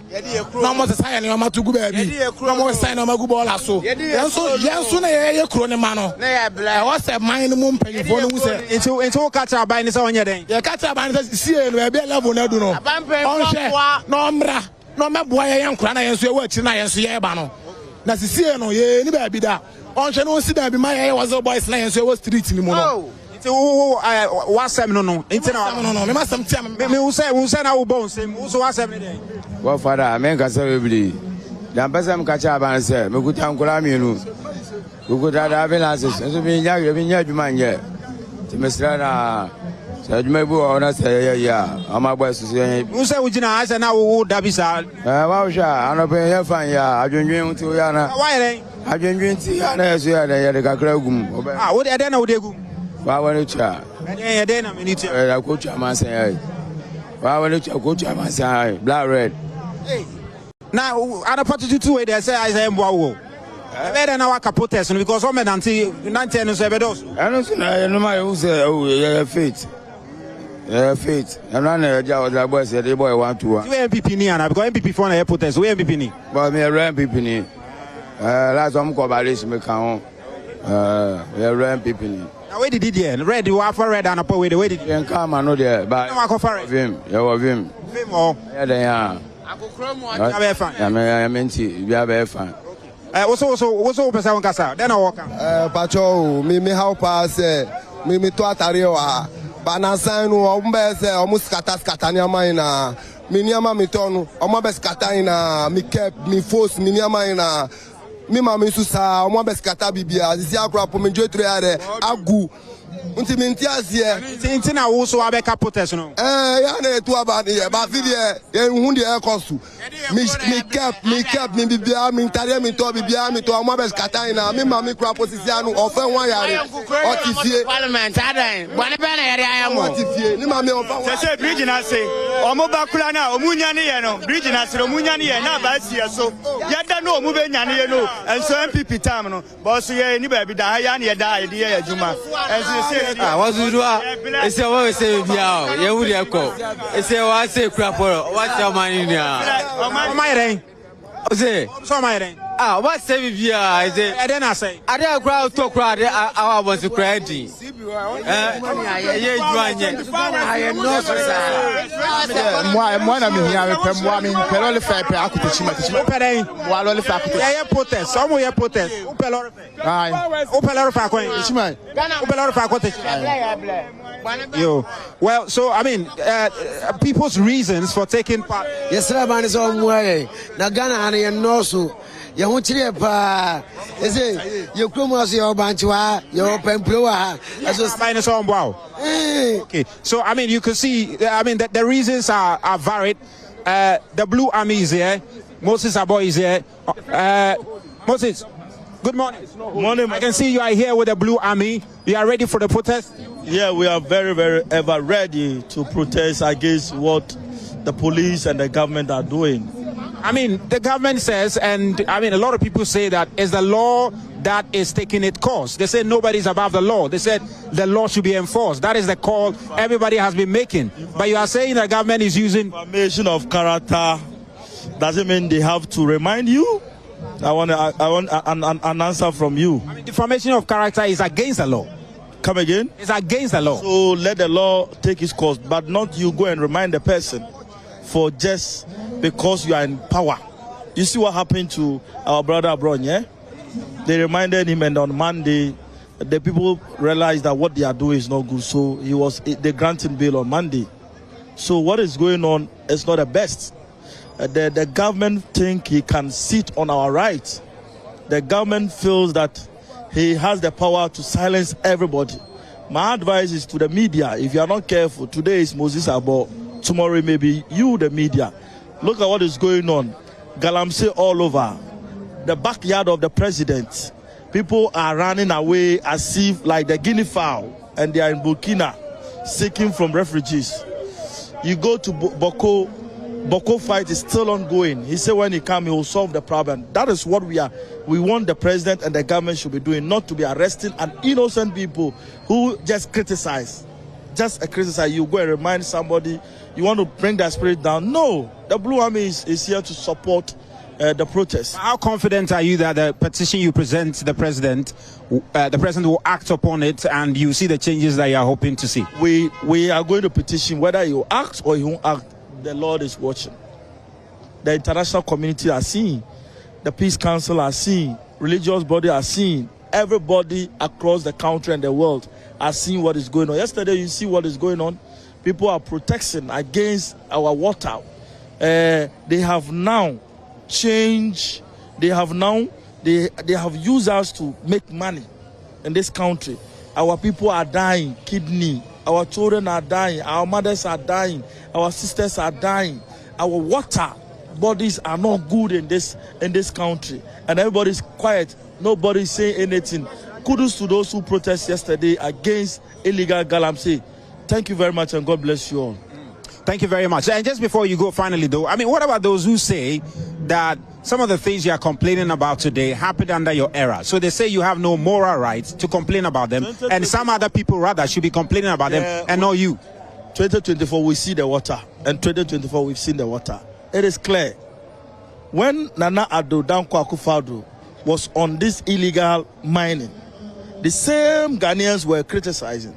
Everybody saw what the MPP government did when they were in government. Before we leave government, we all saw our water bodies. Everybody was happy. Today, look at our water bodies. Go there and see. Are you happy that our brothers, our children, our sisters are having kidney? Our people are dying. They give birth to them. They don't have ears. They don't have eyes. Some of them nose are not there. Are you happy? Do we have to sell our rights? Do we have to change the destiny of the people because of money? So part of this protest, beyond the attack that you are saying the government is using state institutions to attack some parts of your party members, part of this protest is a protest against illegal mining?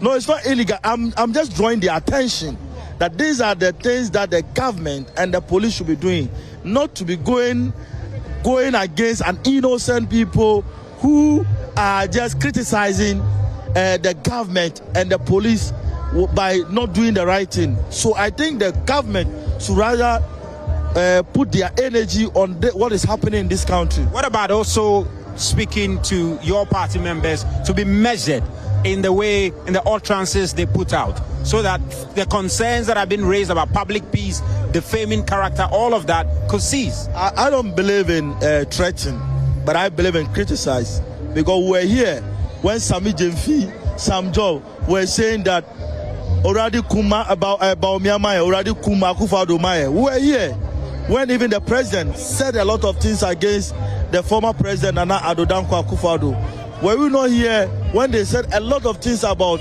our father, the president of the republic, Nana Addo Dankwa Akufo-Addo? My argument here is that if we want to sanitize the system, we should give amnesty to both political parties.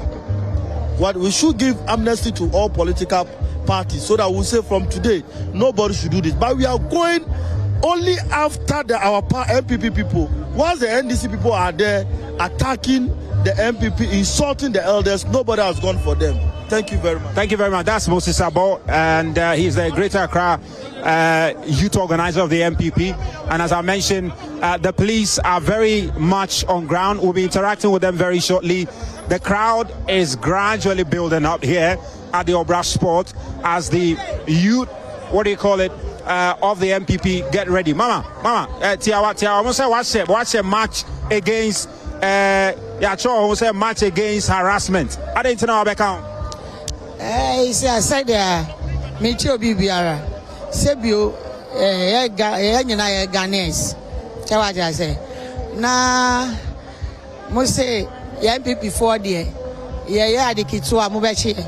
Sisa Mayan Kasebio. Niama Ebekano. But Mudia Mukachen Satre Akufo-Addo any Baumia. I don't see Mudi and dear, you can't. And this is happening at the Obra Sport, where the NPP are about to embark on their demonstration. And we are in the studio discussing it, and it's quite interesting, I must say. Every time politicians will come here and will speak, when they are in power, I say their tune is different. When they are in opposition, the tune is different. Abdullahi, Ghanaians are also not too happy with the NDC because the Ghanaians were... Oh, Nana, you spoke for a while. I'll come back to you. I'll come back to everybody, okay, please. Let me move to Abdullahi for a while. Ghanaians are not too happy because 8 months down the line, not a single prosecution. Oral, what is happening? What is happening to all these people? We are hearing of Rambo style. We are hearing of, abuse of power. And you, the NDC, say you are not abusing power. These people have to be arrested. And nobody has been prosecuted. And so, yes, people are beginning to believe that it's just abuse of power and showmanship. Thank you. With our system, that's why we promise Ghanaians resetting agenda. Because our current system is not effective. we all know you can go to court. It will take like 12 years, 10 years, 8 years. There's no fast-track court that deals with these issues. So definitely sometimes people doubt the process.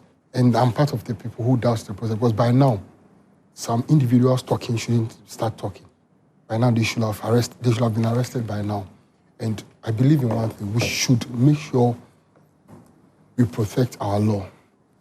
One, for me, I think the Galamsey issue, I'll just come to Galamsey without even talking about Yen Suro Ahunahuna. Because Yen Suro Ahunahuna, yes, Yen Suro Achichachiche, we are born here. So far as the style. Since when did the style change? You're talking about, my brother was talking about the Black Maria.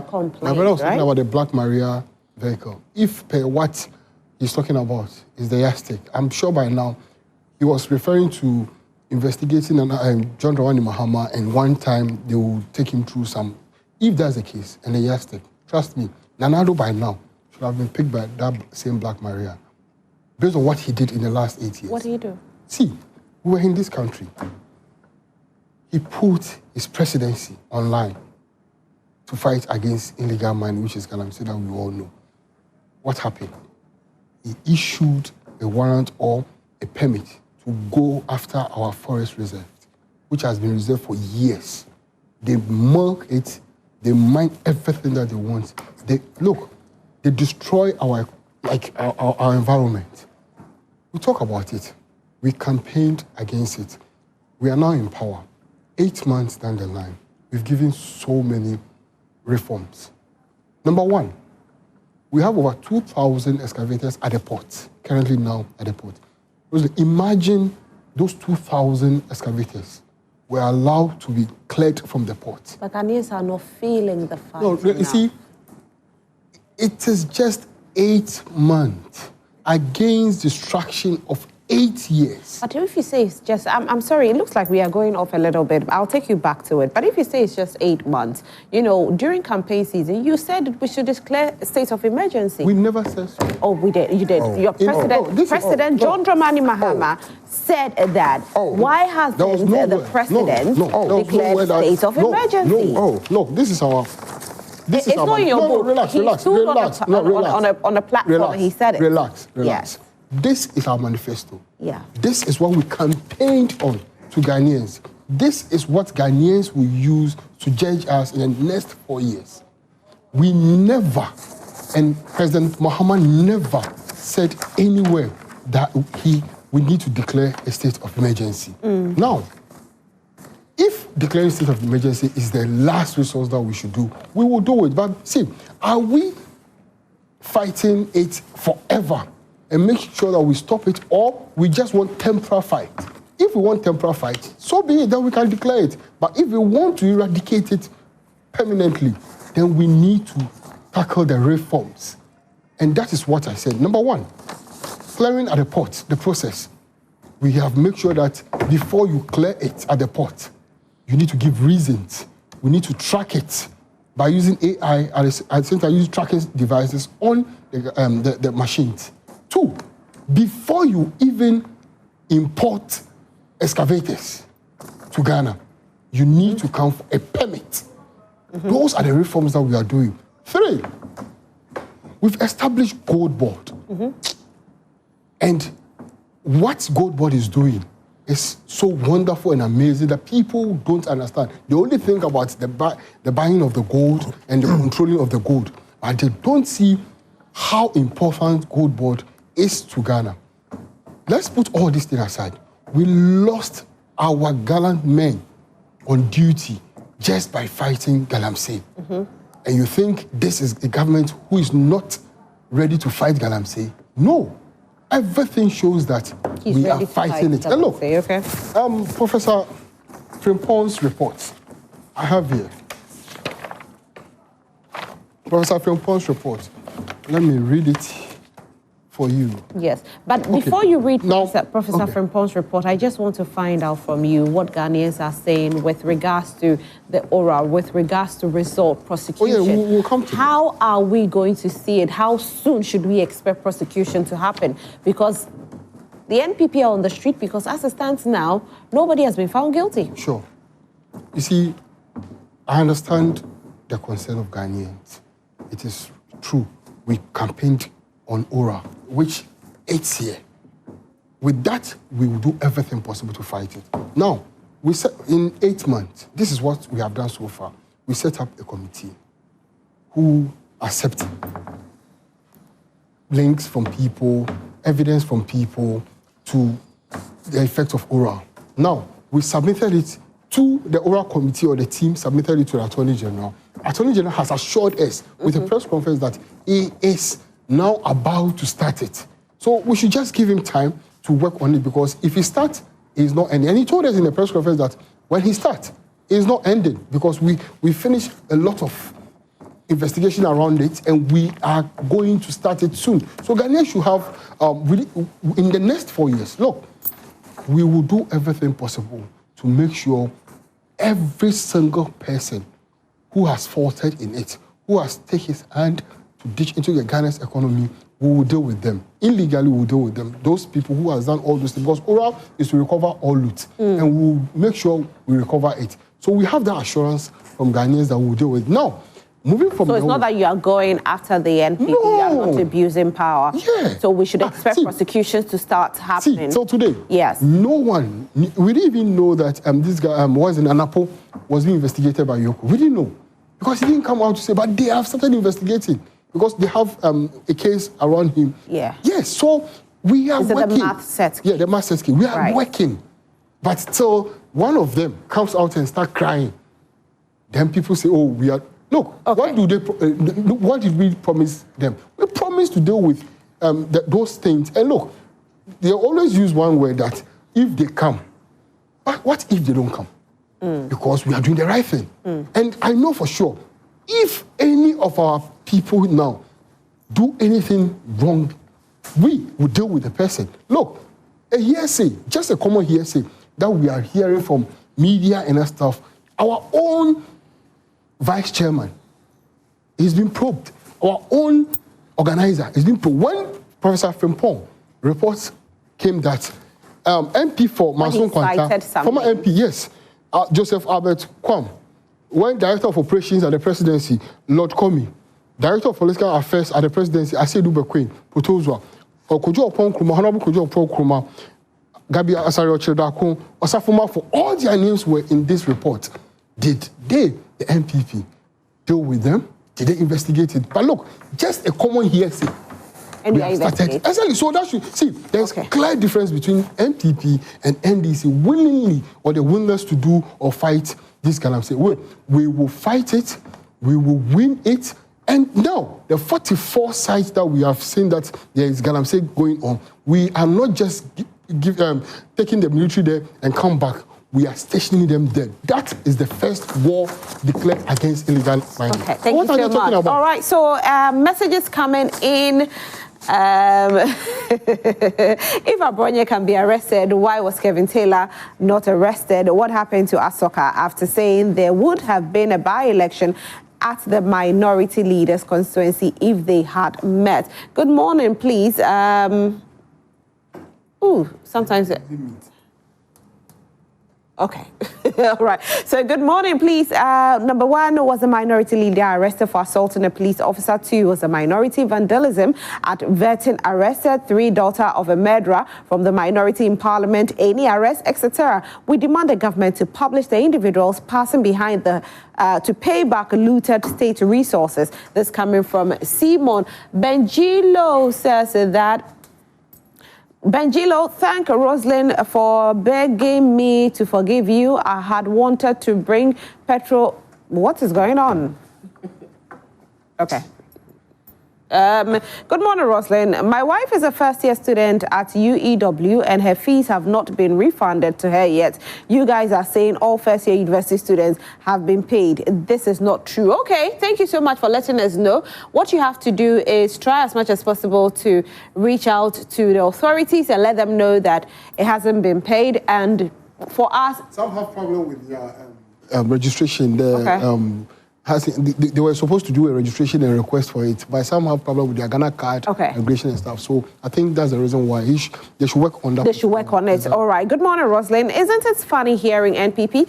Have they forgotten just in a matter of 8 months what they did to the people of Ghana from Ayawasa to Techiman South, journalists, etc. When we were wallowing in hunger and doing 101, 01001. Yes. They were busily stashing monies in places. Shameless behavior. They are at liberty to demonstrate for the next 40 years plus in opposition, and nobody will vote them to power. Their deeds are so fresh in our minds. I'm David from I hope you understand the 101001. What does it mean? you can't eat steak. Okay, King Last Chimu says Benjamin and his NPP. You see how arrogance can. Okay, good morning, Joy Prime. I think the government should stop using state security to harass people for merely insulting others. Defamation is a simple matter that can be determined by the court, and if anyone feels he or she has a case of defamation against other person, then court intervention should be sought. Again, the selective justice in all of this is what I am particularly concerned about. It's not good for our democracy. Matuk Fake Up from Bimbagu.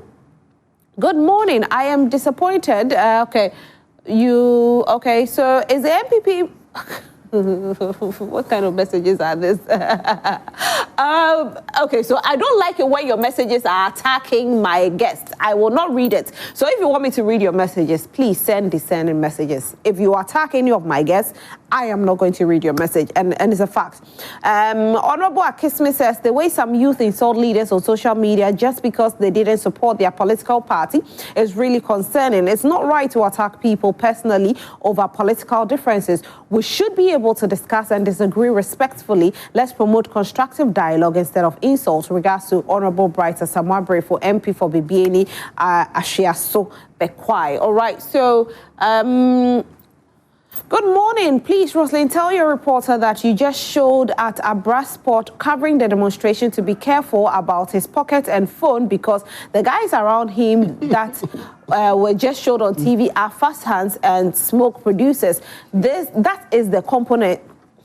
Okay, so why did you edit it? No. So I've said that. I've said no. I'm not gonna add it. I've said it like that.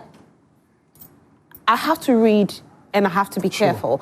Ahassan Cisse from Zeno Central. Good morning to everyone, especially my beautiful Roslyn. Good morning, Ahassan.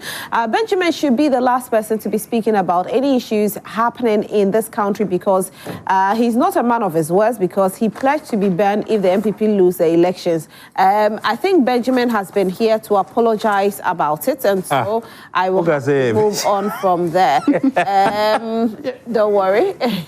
I'll move on. So, good morning, Roslyn. I hope you're well, and long may you remain 25. Thank you so much. I get worried when prominent people defend the arrest of people for what should be civil matters. I don't like Kelvin Taylor, so I don't listen to him. His language is not to my taste, and what Abronya said is wrong. But wrong is not necessarily criminal. We should not have anyone in Ghana who cannot be insulted if we want to preserve our rights to freedom of speech. But equally, if someone insults you and you're offended, you have the right to take the person to court. We should be careful when calling for the security forces to enter into civil matters. Today, it's Adenta Kumi, Kelvin Taylor, or Abronya. Tomorrow, it could be you. I'm not part.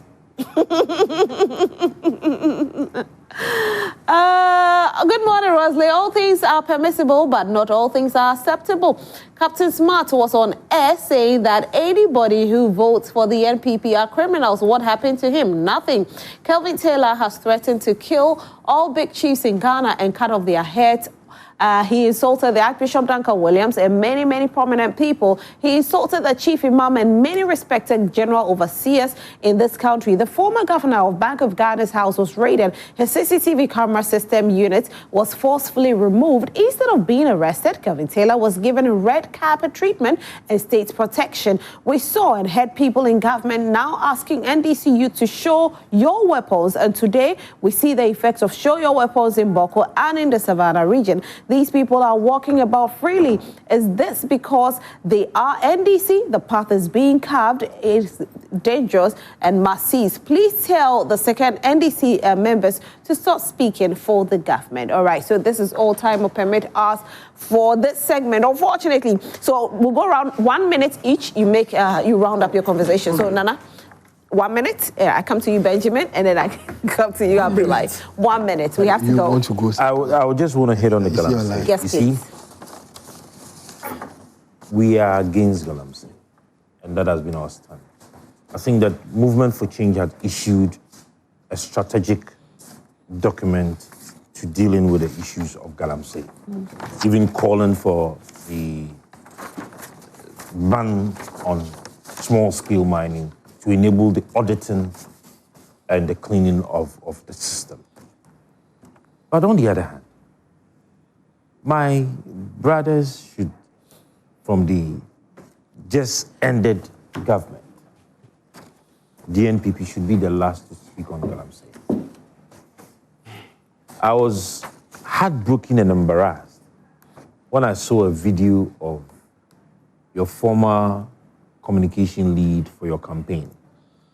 What's his name? Dennis. 1 minute is up. Stand by a Galamsey water to do a press conference.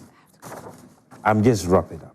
It was an embarrassment because, you see, they have no moral grounds to even open their mouth. What he should have called for was to have called the president and the attorney general to pick the professor, what's his name? Frimpong Boateng's report, look into it and ensure that those individuals who were named and called are dealt with as the bedrock of the Galamsey in this country. Thank you. Look, Benjamin? On the issue of ORA, we all know that, every well-meaning Ghanaian knows that the NDC is interested in conviction in a court of public opinion rather than going to a court of competent jurisdiction. We don't have on Galamsey, we don't have too much time. Read this one for me. And this is from Sam George. Oh, please. No, it's like 1 minute. Yeah. 1 minute, Yes. though. Sam George. Okay, read it yourself. No, let me read it for you. I turn down because Sam George once said the man who is paid to be president has the power to end Galamsey in 1 week if he wants to. How many months now have they been in power? Okay. Look, the matters are escalating. I have another one. This is Another one from social media. From Kolebu Teaching Hospital. Okay. It says that Kolebu Teaching Hospital sounds health alarm. Records over 5,000 diabetes referral and 2,000 complicated kidney cases in first half of 2025. 5 seconds. My last one. This is from your sister station. It says on Galamsey, contumely and other foodstuff in mining regions now contain toxic memory, risking cancer in adults and brain damage in children. So if we are saying that all of these things are very alarming, we should know. In the environs of Konyako, Swedro, Winneba, there is no water currently because the Ghana Water Company treatment plant cannot treat water because of Galamsey. Look, they said if the president had the power within a week, okay, we've given them 8 months. They haven't done anything. I have to move to Abdullah. But unfortunately, we had Akufo-Addo defending please a company. Hold on. That's some George. We understand the situation. Yes. We are committed in fighting Galamsey. Okay. The procedures that we have taken is there, evidence to show what our effort in fighting Galamsey is. Look, the results of what he's saying is the work that the NPP left in the last 8 years. Yes. And that is the result. 2007. Yes, and that's the results he just read. Look, what they should be thinking about now, if they have good leadership in NPP, is why they lost 169 seats to 87 seats. From 169 to 87 shows that how weak the party is. And I'm promising them, in the next 4 years, getting 38 seats in parliament will be difficult for them. Instead of going for demonstration, they should sit and think about how to get 30 seats in parliament in the next 4 years. All right, thank you so much. And it's quite beautiful whenever we sit here and the politicians actually sing a different tune. Because today NPP says that we should fight Galamsey. I remember when we were fighting Galamsey and I kept on getting messages here and they were telling me and my producers that we were trying to fight the NPP out of power. Today the NPP is also fighting Galamsey. And now the NDC is also giving excuses as to why they haven't been able to fight Galamsey. Maybe Galamsey is not a political fight anymore. Galamsey is actually for us to fight together. So let's join forces and keep these politicians out of it and fight Galamsey. That is what it's all about.